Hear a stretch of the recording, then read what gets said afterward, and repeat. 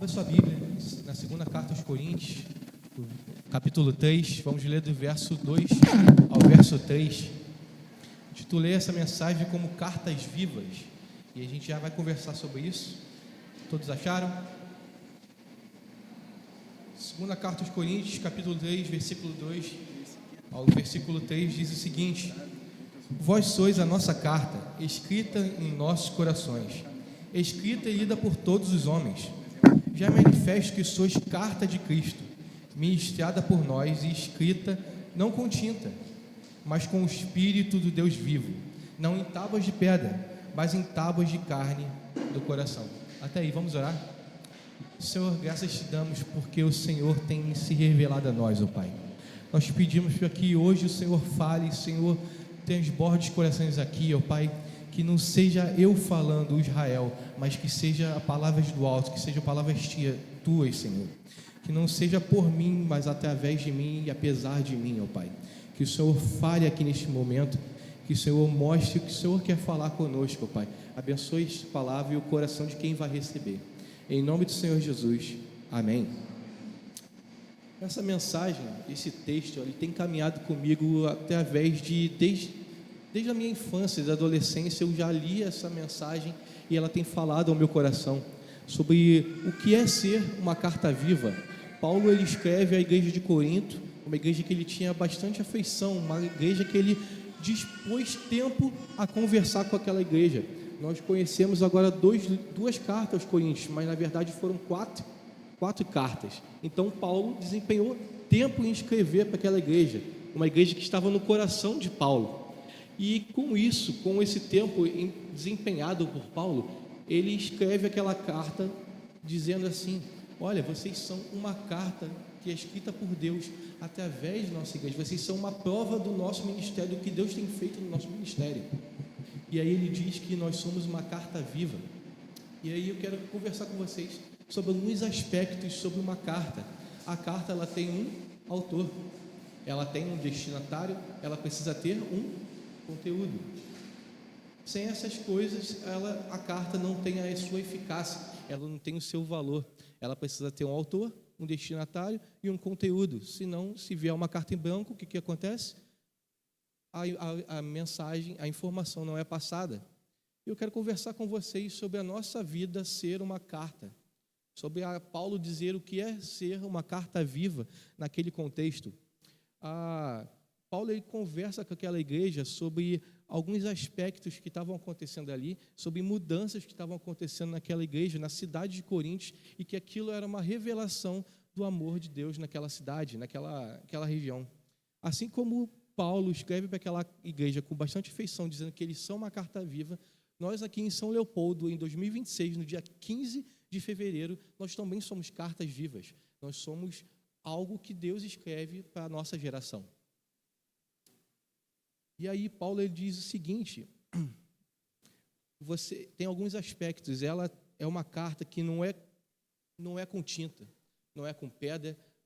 Em algum tempo anterior a Paulo, algum tempo anterior à escrita bíblica, as cartas eram escritas de alguma forma, a comunicação era feita de outra forma, que não era sobre pergaminho, não era escrita em papel, era cartas de tábuas, era cartas em pedras, eram cartas que falavam de boca a boca. A gente vai ver lá no Antigo Testamento que também a informação era passada de boca a boca. Mas aqui a gente vê uma outra forma de escrita, uma escrita que não é somente a manual, não é a escrita em tábua, não é a escrita em pergaminho, mas é uma escrita no coração, uma coisa que precisa ser transformada de dentro para fora. E eu quero conversar com vocês sobre, eu gosto muito de desenho, sabe? O meu desenho preferido é o desenho carros. Mas aí tem um segundo desenho preferido, que é chamado Kung Fu Panda. E calma que vocês vão entender o porquê que eu estou falando sobre isso.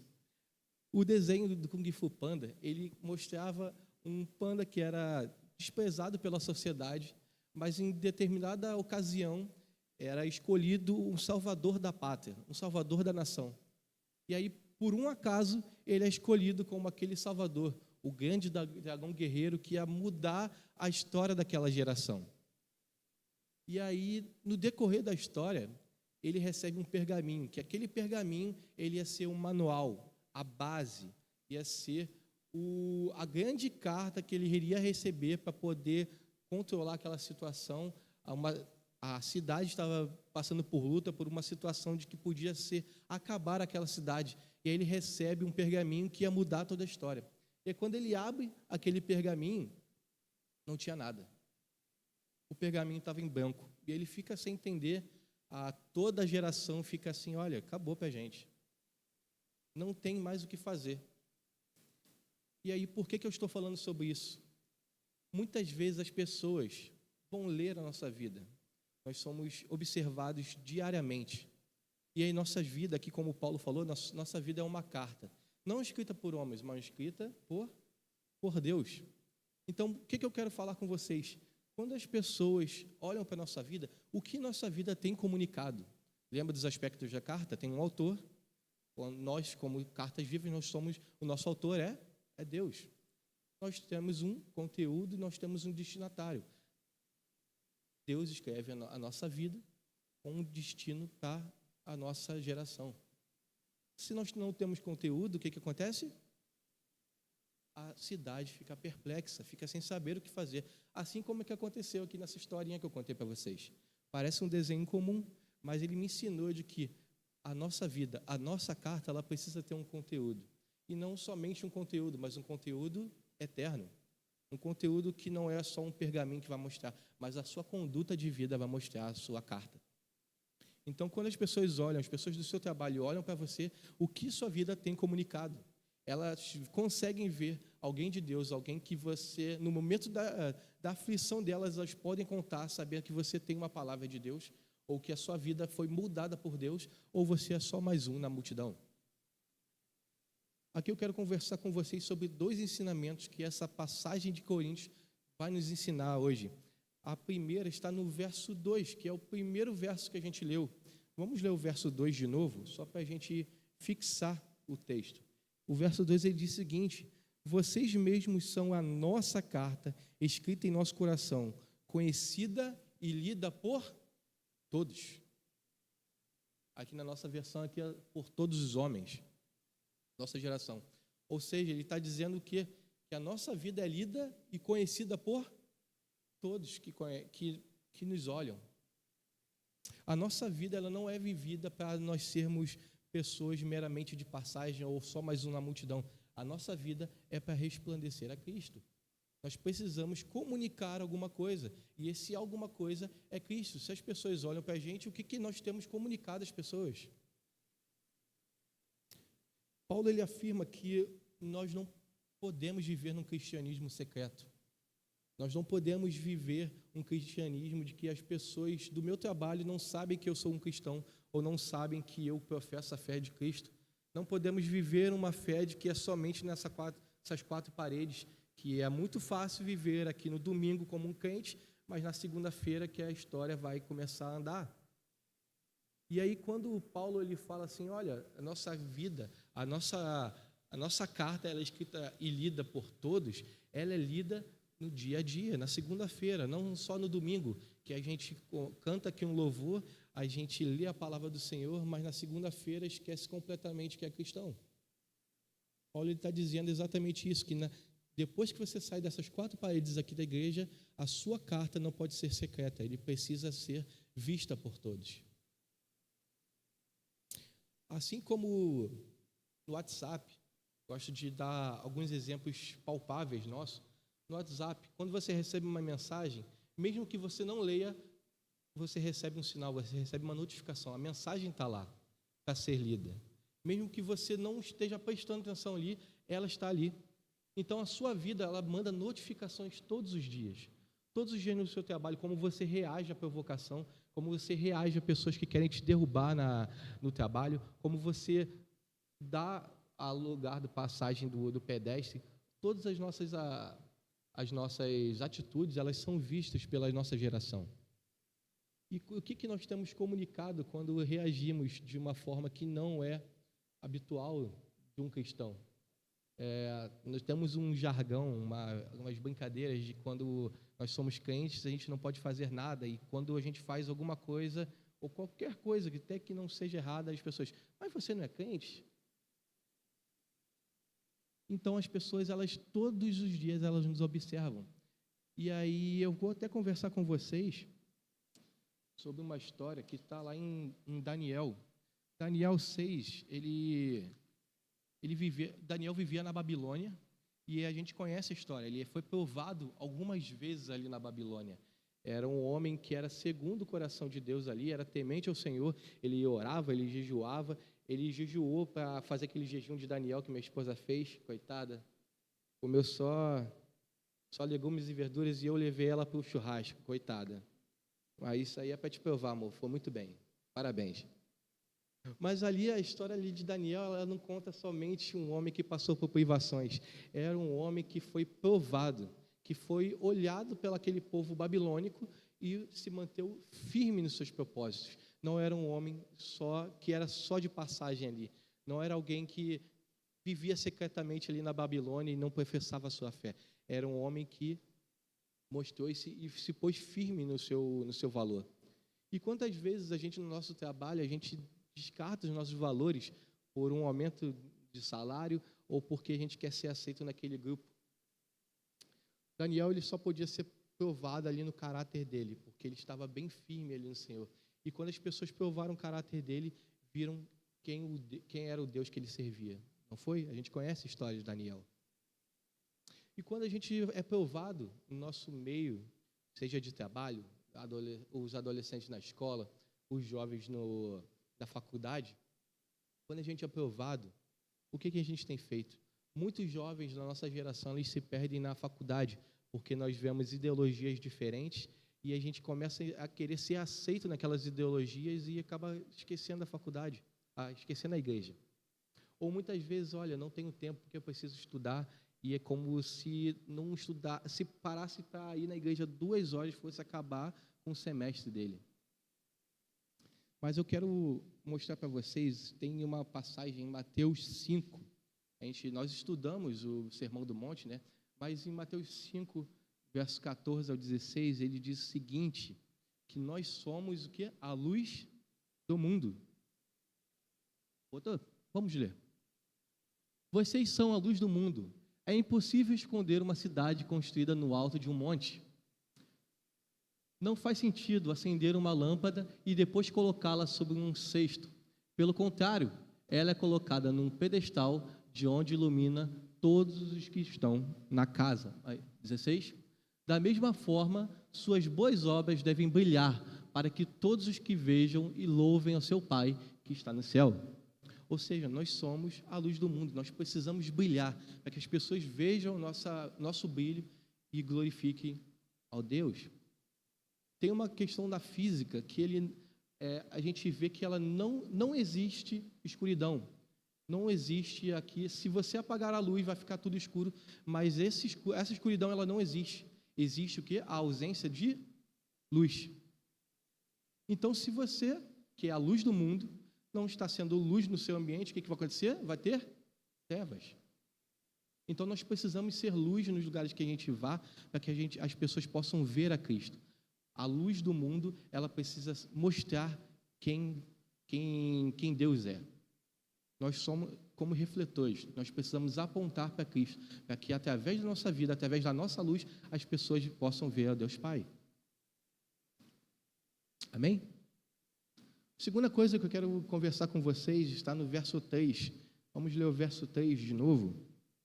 Verso 3 diz o seguinte: vocês demonstram que são uma carta de Cristo, resultado do nosso ministério, escrita não com tinta, mas com o Espírito de Deus vivo, não em tábuas de pedra, mas em tábuas de corações humanos. Até aí. Paulo ele fala que os irmãos ali de Coríntios, eles são uma carta viva. E essa carta, ele lembra que a gente falou sobre os aspectos da carta, ela tem um autor. E quem seria esse autor dessa carta? Ele fala aqui no verso 3, escrita pelo Espírito.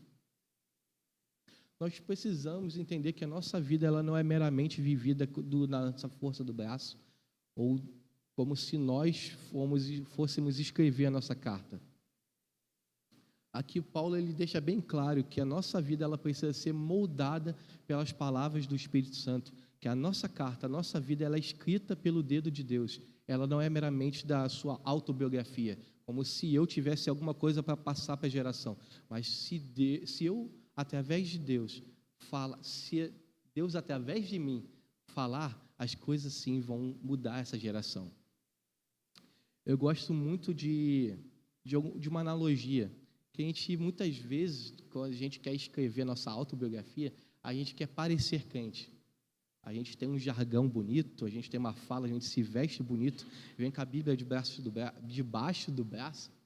Antigamente só tinha essa Bíblia aqui da capa preta, e a gente usava ela igual o desodorante aqui debaixo do braço, né? E a gente queria mostrar que a gente era crente, você ser crente, você mostrar que é crente, era você estar com a Bíblia aqui debaixo do braço. Mas aí eu quero mostrar uma analogia para vocês sobre, eu gosto de falar do crente feijoada. A feijoada, ela tem orelha de porco, focinha de porco, rabo de porco, mas ela não é porco, ela é uma feijoada. Assim é aqueles que querem parecer crentes, mas não são mudados pelo Espírito Santo. A gente quer parecer bonito, a gente quer falar bonito, mas se o nosso coração não for mudado pelo Espírito de Deus, não vai valer de nada, a gente só vai ficar com aquela máscara de crente. Ou como eu gosto de falar no ambiente de trabalho, a gente bota o crachá lá, a gente paga o ponto, a gente vem na igreja, paga o ponto lá, bota o dedinho lá na biometria e está pago.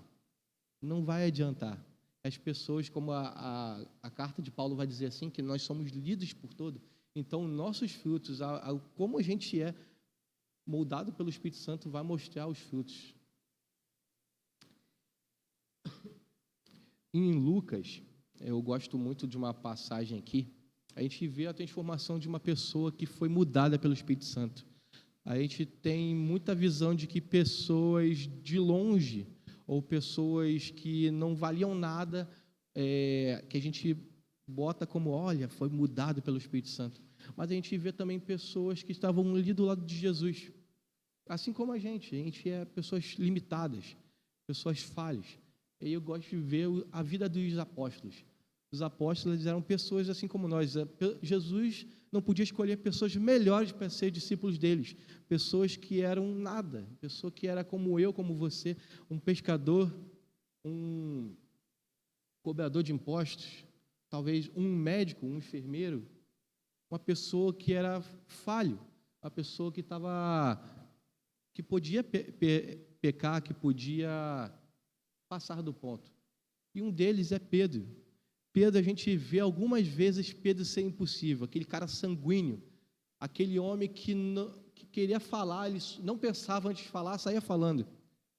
Que a gente vê Pedro lá arrancando a orelha do soldado, a gente vê Pedro falando assim, não, Senhor, eu vou com você aonde que o Senhor for, eu não vou te negar em momento nenhum, eu vou estar com o Senhor. E muitas vezes a gente fala isso, né? Senhor, abre mão dos meus sonhos, abre mão da minha vida por ti, mas na segunda-feira a primeira coisa que a gente faz é abrir mão. A gente quebra nossos relacionamentos, as nossas alianças com Deus por nada. Por um momento no WhatsApp, um momento no Instagram, a gente passa a semana inteira sem ler a Bíblia, troca a nossa intimidade com Deus por coisas supérfluas. E a gente quer olhar o erro maior dos apóstolos.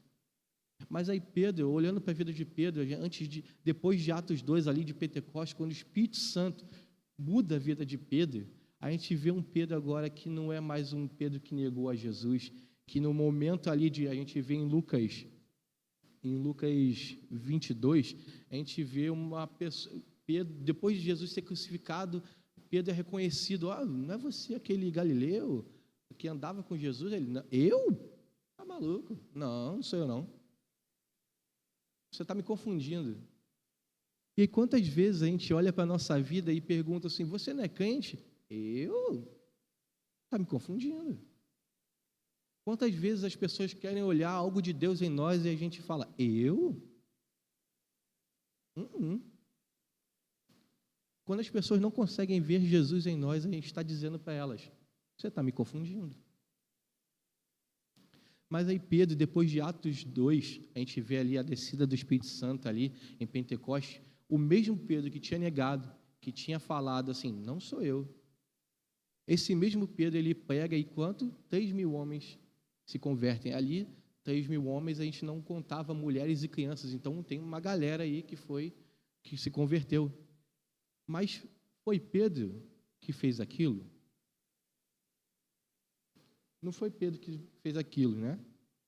Não foi Pedro que fez um curso de oratória, que falou muito bem, que se expressou muito bem. Não foi a leitura de um livro, como influenciar pessoas e fazer discípulos. Não foi. Mas foi a obra do Espírito Santo ali na vida de Pedro. Você vê um Pedro impulsivo, um Pedro que negava, um Pedro que não mostrava as características de Cristo. Não era uma luz do mundo ali naquele momento. Mas após o Espírito Santo escrever a história de Pedro, nós vemos agora um movimento ali diferente. Quando deixamos o Espírito Santo escrever a nossa história, a gente consegue fazer o que ele espera. Jesus ali, quando deixa os seus últimos ensinamentos, ele fala assim: obras maiores que as que eu faço, vocês vão fazer. Quando vier o Espírito Santo, que ele está falando ali da vinda do Espírito Santo, que ele ia descer o Espírito Santo, e depois disso eles iam fazer obras maiores do que ele fez. Essas obras maiores não são na força do braço, não é porque eu falo bem, não é porque eu tenho um bom planejamento estratégico ou uma boa capacidade financeira. Não é por causa disso, é por causa da força e da atuação do Espírito Santo. Terceira coisa que eu quero conversar com vocês está também no verso 3. Vamos ler novamente, só para a gente fixar, para vocês saírem com essa carta bem escrita no coração de vocês. Verso 3 diz o seguinte: vocês demonstram que são uma carta de Cristo, resultado do nosso ministério, escrita não com tinta, mas com o Espírito do Deus vivo, não em tábuas de pedra, mas em tábuas de corações humanos. E a terceira coisa que eu quero conversar com vocês é que nós somos chamados para refletir a Cristo. Nós não somos chamados para nos refletir, para mostrar a nossa autobiografia. O Paulo está dizendo ali bem claro: olha, a carta de vocês é escrita, tem um endereço, tem um destinatário, tem um autor, e ela tem um propósito. E ela não é simplesmente escrita numa carta, num papel, não é escrita numa tábua, ela é escrita em corações. E corações, eles precisam ser transformados. A palavra vai falar sobre a gente tirar o coração de pedra e dar um coração de carne. É exatamente sobre isso. Nós precisamos, através da ação do Espírito Santo, mostrar o coração de carne que nós temos. Não podemos ser duros. Eu gosto muito eu gosto de física. Eu não sou muito bom, mas eu gosto de física. E antigamente, tinha um ensinamento de que as pessoas eram o centro do universo, de que a Terra girava, o Sol girava, todo o planeta girava através de mim, que como se eu fosse o centro do mundo. E aí vem um cara chamado Nicolau Copérnico, que ele vai mostrar a ideia do heliocentrismo, que a Terra ela girava em torno do Sol, que não tinha nada a ver com o que a gente estava acreditando, que o Sol girava através da Terra ou através de nós, mas que nós girávamos através do Sol. E tinha uma coisa maior que nós. E aí, muitas vezes, na nossa geração, a gente quer voltar, depois dessa teoria ser batida de que nós éramos o centro do universo, depois dessa teoria ser batida, a gente quer voltar ao culto do eu, que eu sou bom, eu sou o cara, eu sou o que pode fazer, sem mim o ministério não vai andar, porque eu sou bom, ou foi eu que planejei todo o ministério, foi eu que fiz todo o planejamento da igreja, eu que sou o cara do financeiro, e que se não for eu, a coisa não vai andar. E aí, muitas vezes a gente vê isso também, não só no ambiente da igreja, mas também no ambiente de trabalho, ou seja, no nosso dia a dia. A gente acha que por causa da força do braço, por causa da gente ser bom, as coisas vão andar, mas Deus vai falar aqui, olha, não tem nada a ver com você. Não tem nada a ver com o eu. João Batista, ele era um cara que ele podia se exaltar muito. Ele foi o cara que batizou Jesus.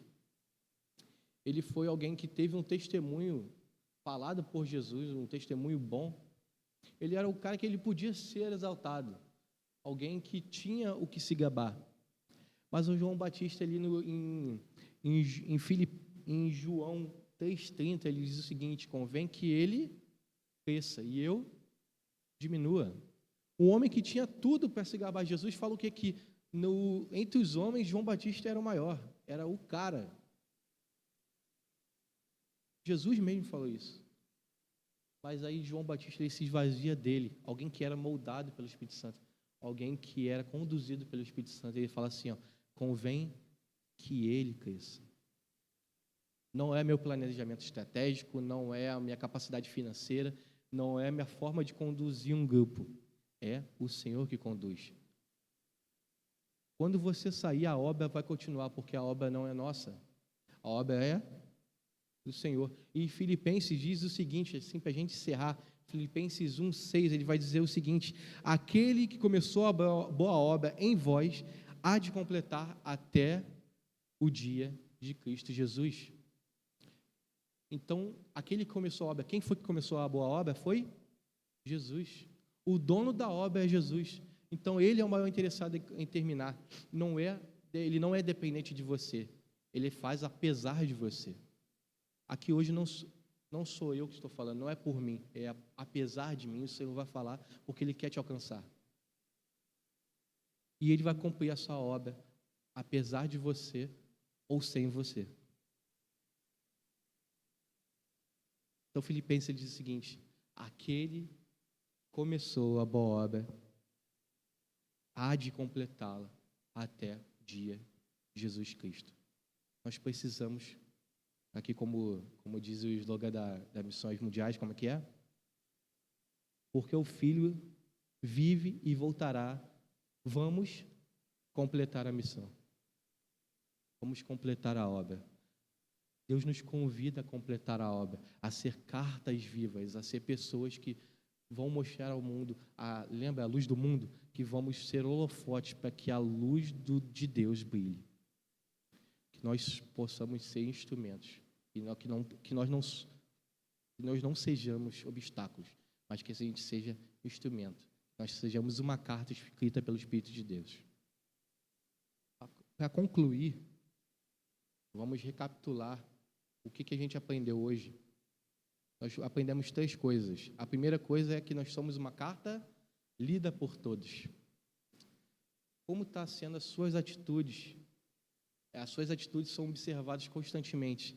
E como ela tem ido? O que você tem vivido offline ou online? Como é que está a sua vida diante de Deus? Segunda coisa que nós aprendemos foi o quê? Que nós somos uma carta escrita pelo Espírito Santo. A verdadeira transformação, ela não é uma moldura, não é uma característica de fora, uma coisa externa, mas ela é feita de dentro para fora. Assim como Jesus vai falar sobre as árvores, que é aquele que dá bastante fruto, o fruto ele vem da terra, ele vem de nutrientes que vêm da terra. Aquilo não é visto. Os frutos eles crescem porque vem nutrientes da raiz. E a gente quer ser o mais bonito de todos por fora, mas por dentro a gente precisa dos nutrientes, que é a palavra do Senhor. Se o Espírito Santo não mudar, a gente por fora vai ser feio de novo. Jesus vai falar sobre aqueles sepulcros caiados, que era muito bonito por fora, mas por dentro estava podre. Mas que nós sejamos uma carta moldada pelo Espírito, que nós sejamos o mesmo que está por dentro, está por fora. E a terceira coisa, para a gente encerrar, é que nós somos uma carta revelada, que revela Cristo. Nós precisamos mostrar a quem nós servimos. Nós precisamos mostrar o autor da carta, nós precisamos reluzir a luz de Cristo. A nossa mensagem, ela precisa que o autor seja o centro dela, não seja apenas uma letrinha de rodapé, mas que Cristo seja o centro da carta. Eu quero te convidar hoje, a você que está talvez deixando Cristo de lado, que tem trocado o seu tempo, por Deus, por outras coisas, ou talvez por um jornal, ou talvez pelo WhatsApp, ou por tarefas do trabalho, eu quero te convidar hoje a você voltar ao centro, à centralidade de Cristo, a ser uma carta que vai ser lida por todos e que vai ter um conteúdo de Cristo, que não seja somente um conteúdo seu. Quero te convidar hoje para que Cristo seja aquele que vai escrever a sua carta e não uma autobiografia. Vamos orar? Senhor, muito obrigado pela mensagem de hoje, que o Senhor falou no nosso coração, que o Senhor quebrou corações de pedras aqui hoje, Pai. Obrigado porque o Senhor é um Deus vivo, um Deus presente, um Deus que se revela a nós, ó Pai. O Senhor nos perdoa porque temos trocado a nossa intimidade com o Senhor por coisas que não valem a pena, ó Pai. Mas que a partir de hoje a nossa história seja diferente, que nós possamos ter intimidade com o Senhor e que nós revelemos o Senhor aonde quer que a gente vá, ó Pai. Obrigado porque o Senhor nos ama, porque o Senhor nos dá segundas chances, ó Pai. Obrigado por cada pessoa aqui hoje, que o Senhor se importa com cada um aqui, Senhor. Obrigado por tudo. Em nome do Senhor Jesus. Amém.